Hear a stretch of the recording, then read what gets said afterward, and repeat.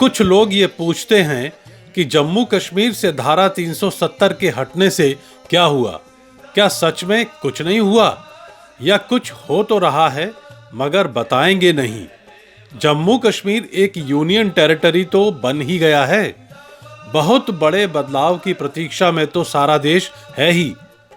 सितंबर 2022 की 2 सितंबर, 3 सितंबर और 4 सितंबर को श्रीनगर के SKUAST यानी शेर Kashmir university of agricultural science and technology के सभागार में भगवाधारी संत समागम हुआ, जिसमें देश विदेश से आए मूर्धन्य विद्वानों ने शारदा पीठ मुजफ्फराबाद POK के शंकराचार्य स्वामी अमृतानंद देव तीर्थ जी महाराज के निर्देशन तथा अनुशासन में उपस्थित होकर धर्म, सामाजिक स्थितियां तथा संसद के दोनों सदनों द्वारा संकल्पित POK को भारत में विलय के विषय पर चर्चा की तथा विचार विमर्श किया। मैं विनोद कश्यप, आपका स्वागत है मेरे YouTube चैनल अनबाउंड इंडिया में।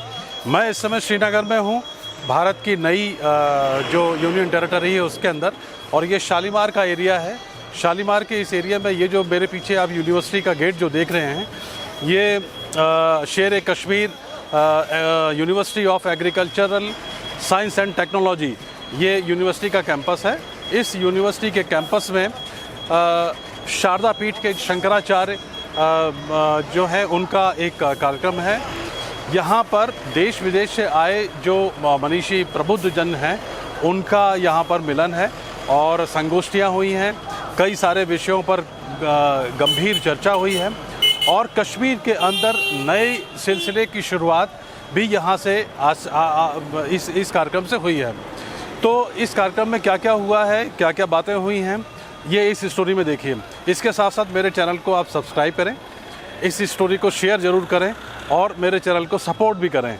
एक लंबे समय से भारत पाकिस्तान विभाजन के बाद से ही कश्मीर विवादित क्षेत्र रहा है। राजनीतिक रूप से भारत का अभिन्न अंग है। ये संसद की सर्वसम्मत से प्रस्ताव पारित है और उसका संदेश देने के लिए भारत के सभी लोग इस विषय पे एक मत हैं और पूरे भारत को ये संदेश देने के लिए इस कार्यक्रम का आयोजन किया गया कि कश्मीर हमारा अभिन्न भूभाग है और वहाँ पर इस प्रकार सांस्कृतिक कार्यक्रम आयोजित किए जाएंगे।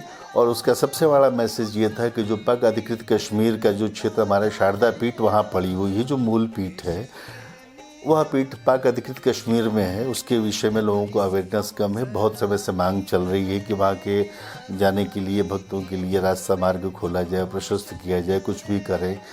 इस विषय में जागरूकता खड़ी हो, वहाँ के लोगों के साथ साथ वहाँ के जनता को भी पता लगे और पूरे देश के लोगों को पता लगे, राजनीतिक नेतृत्व को पता लगे। इसलिए देश के हर कोने से व्यक्ति, विदेशों से, हर जगह से बुलाए गए थे, उस कार्यक्रम में सम्मिलित हुए और एक सम्मिलित मैसेज दिया गया, संदेश दिया गया पूरे देश को कि कश्मीर भारत का अभिन्न भूभाग है और हम यहाँ पर सांस्कृतिक रूप से भी समृद्ध होने के प्रयास कर रहे हैं। बहुत अच्छा लगा। ये कश्मीर अपने पुनः उसी गौरव को प्राप्त करे, इसी लक्ष्य को लेकर के, और भगवान शंकराचार्य के उपदेश को हम सारे संसार में फैला सकें, पुनः अमृतानंद सरस्वती को वहाँ प्रतिष्ठित कर सकें, यही इस कार्यक्रम का उद्देश्य है। ये संत समागम कश्मीर की धरती के लिए बहुत ही अच्छा है, क्योंकि जो भाईचारा, जो विश्वास हमारा आपस में भाई भाई के बीच में जो ख़त्म हुआ है, इसको रिस्टोर करने में, पुनः स्थापित करने में बहुत बड़ा योगदान है। और ये कार्य आदि शंकराचार्य की परंपरा में स्वामी अमृतानंद जी द्वारा इस धरती पर किया जा रहा है। क्योंकि देखिए, मनुष्य तो पैदा होंगे, मरेंगे, लेकिन जो विश्वास टूटता है उसको सदियों लगता है पुनः वापस लाने में। तो इस आयोजन का जो सबसे बड़ी चीज़ है कि कश्मीर की इस स्वर्ग की धरती पर जो भाई भाई का विश्वास टूटा है उसको पुनः स्थापित किया जाए। और ये स्पष्ट किया गया है कि जो हिंदुत्व है या सनातन धर्म है वो इस्लाम के विपरीत बिल्कुल नहीं है। हम आपस में भाई भाई हैं, दोनों की पूजा पद्धति अलग अलग हो सकती है, लेकिन ये हमें सोचना होगा कि जिस तरह से हम आपके नमाज को पूजा समझते हैं, उसी तरह आप हमारी पूजा को भी नमाज समझें। हम भी रहें, आप भी रहें और ये स्वर्ग ऐसे रहे इस धरती पर पुनः कायम हो। ये इसका सबसे बड़ा आयोजन का ये लाभ हमको मिला है कि अब हवा बदल रही है। कश्मीर के लोग, विशेषकर कश्मीर के लोग और दूर दराज है जो बॉर्डर सीमाओं पर हैं, वहाँ के लोग अभी भी आम भारत की साथ उनका इंटरेक्शन नहीं है। भारत के पर्सनैलिटीज़ जो है, सेलिब्रिटीज़ है, वो उन गाँवों में अभी नहीं जाती, तो उनकी छवि कुछ और है, तो उनको जाना चाहिए। अब हम कांग्रेस के भी एक बड़े नेता ने कहा कि सिल्क रूट तक हमारा रास्ता होना चाहिए, इंटरनेशनल बॉर्डर खुलने चाहिए ताकि वहाँ तक डेवलपमेंट हो। अब एक रास्ता चेंजेस आ रहे हैं, और जो प्रोग्राम शारदा सर्वज्ञ पीठ की तरफ से हुआ है, जिस यूनिवर्सिटी में हम हैं एग्रीकल्चर, यहाँ पर झंडा नहीं फहराया जाता था। यहाँ के कुलपति हैं, उप कुलपति, उन्होंने जेपी शर्मा जी, उनके बदौलत यहाँ पे भारत का झंडा लहराया गया। और आज देखिए कि भारत का झंडा नहीं रहा, इस यहाँ पर नंद ऑडिटोरियम के अंदर सूफीवाद, अध्यात्मवाद, यानी हिंदू और वैदिक सनातन धर्म के मंत्रोच्चारण के साथ मंथन चल रहा है। और काशी की विद्युत परिषद के विद्वान लोग विशेष रूप से आमंत्रित थे, वो लोग आए हैं, और तमाम विदेश से आए हैं। हमारे स्वामी केशवानंद जी हॉलैंड थे, इंटरनेशनल आदि Shankaracharya research and awareness foundation, कई सालों से वो आदि शंकराचार्य को विदेशों में प्रचार कर रहे हैं, वैदिक सनातन को प्रतिनिधित्व कर रहे हैं, वो भी उपस्थित थे। तो ये बड़े गौरव की बात है। और ये जब समाचारों में, सोशल मीडिया में चलेगा, तो निश्चित रूप से इस सरकार को, केंद्र सरकार को भी इसका श्रेय जाता है कि हम लोग इस उत्साह के साथ यहाँ पर आए हैं और पूर्ण सुरक्षा के साथ ये कार्य हो रहा है। यहाँ इतना अच्छा सबमिट हो रहा था, where I was getting an opportunity, इतने अच्छे विद्वान लोगों से मिलने का अवसर मिल रहा था, उन्हें सुनने का अवसर मिल रहा था।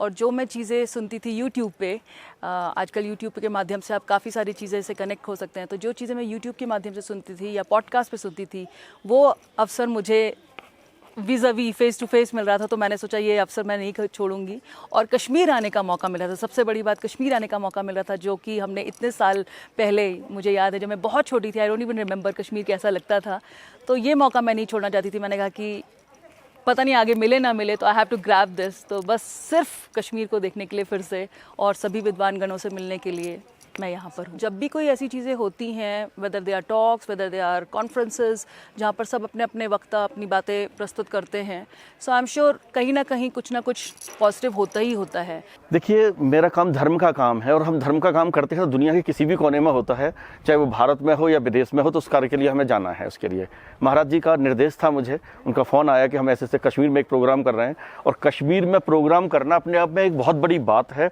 ये इतना आसान काम नहीं था, और मुझे हमेशा ऐसे चैलेंजेस पसंद आते हैं, तो मुझे लगा कि मुझे कश्मीर जाना, और मैं पहली बार कश्मीर आया हूँ और सिर्फ इस कार्यक्रम के लिए आया हूँ। धर्म का कार्य है, मुझे ना कोई चिंता थी, ना कोई परेशानी थी, ना कोई भय था। इस कार्यक्रम के लिए मैं माँ शारदा माई की कृपा से यहाँ उपस्थित हूँ आपके सामने, ये मेरा सौभाग्य है।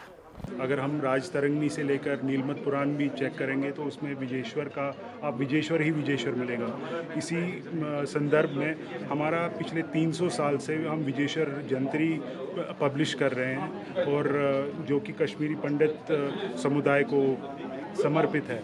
ये विजेश्वर जंत्री जो है, हमारे आफ्ताब राम जी पहले एक छोटी सी कोचपत्री उसको बोलते थे, उस पहले पब्लिश हुआ करती थी, पहले हस्तलिखित होती थी, उसके बाद इसका आहिस्ता आहिस्ता नवीनीकरण होता गया, और ये आज की डेट में बुक शेप में आ रही है। और in fact with the help of technology we are making it in PDF formats also.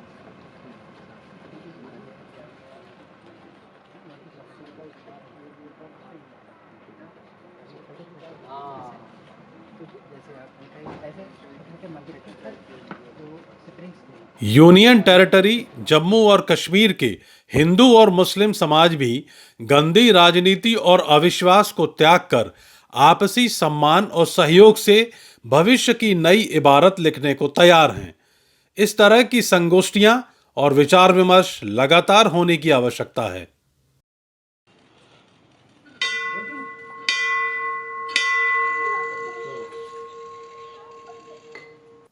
इस पूरे कार्यक्रम में काशी विद्युत परिषद की पूरी टीम यहाँ पे उपस्थित थी। माननीय मुख्य न्यायाधीश महोदय, माननीय राज्य उपराज्यपाल महोदय, वहाँ के सभी अधिकारीगण, सभी स्थानीय वरिष्ठ जनता, देश भर के अनेक सेवानिवृत्त IAS, IPS, serving IPS officers और मूर्धन्य विद्वान वहाँ पे एकत्रित हुए। सभी ने विचार मंथन किया और इस बातों पर चर्चा हुई कि कश्मीर भारत का अभिन्न भूभाग बना रहेगा। सांस्कृतिक गतिविधियां करनी बहुत आवश्यक है, क्योंकि जो सनातन संस्कृति है वही भारत की रीढ़ की हड्डी है, स्पाइन है। उसको मजबूत करके हम भारतीयता को, देश को, हिंदुस्तान को मजबूत करेंगे और कर रहे हैं। यह कार्यक्रम करके आरंभ कर दिया गया है और आगे से अब हर वर्ष शारदा शताब्दी सम्मान समारोह का आयोजन इसी प्रकार से वहाँ होता रहेगा। हमारे जो कश्मीरी बंधु हैं सभी के सभी शारदा के अनुयायी हैं, सभी शारदा को मानते हैं, उनके प्रति उनकी भावना अच्छी है। मैं समझता हूँ कि यह भारतीयता से जुड़ा हुआ विषय है। भारत विश्व गुरु है, उसका केंद्र बिंदु शारदा पीठ है। आदिशंकर भगवान वहीं पर बैठे थे। तो मैं ये समझता हूँ कि कश्मीर की उन्नति का सर्वांगीण विकास होने का एक बहुत बड़ा प्लेटफॉर्म है।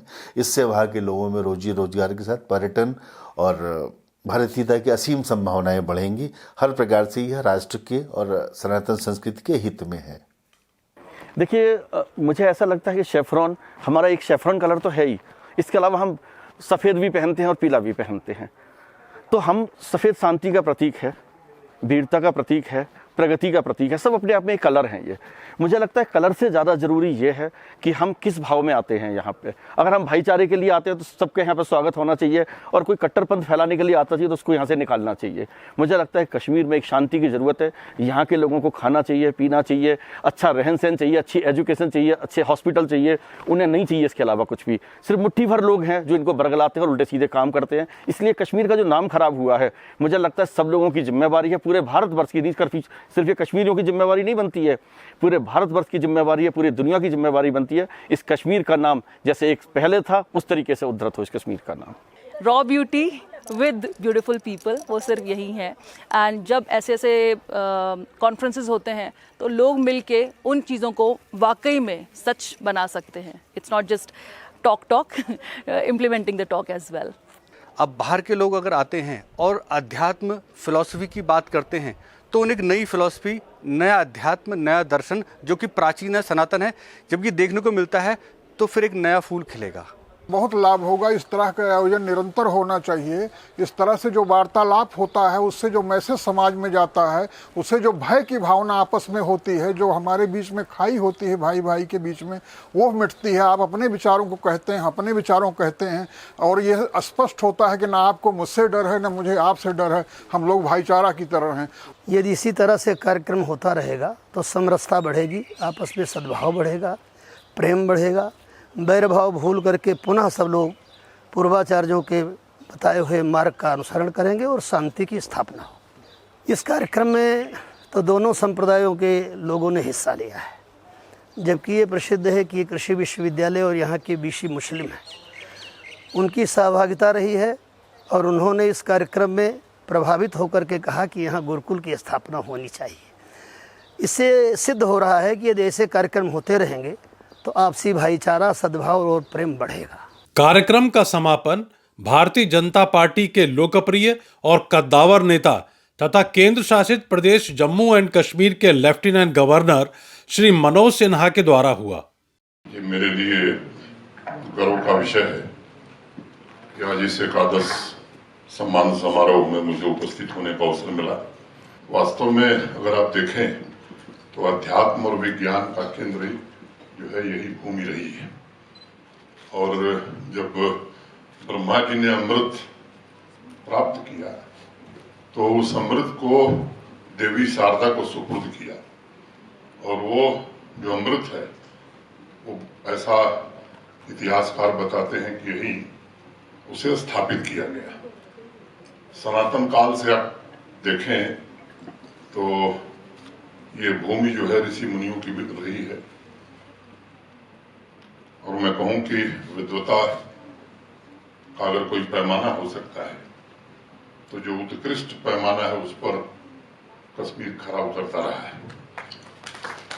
एक बड़ा परिवर्तन 3 वर्ष पहले हुआ है। मैं उम्मीद करता हूं कि उस परंपरा, ज्ञान परंपरा को फिर से कश्मीर के सभी लोग मिलकर के कायम कर सकेंगे। मैं परम पूज्य शंकराचार्य जी के श्री चरणों को प्रणाम करता हूँ।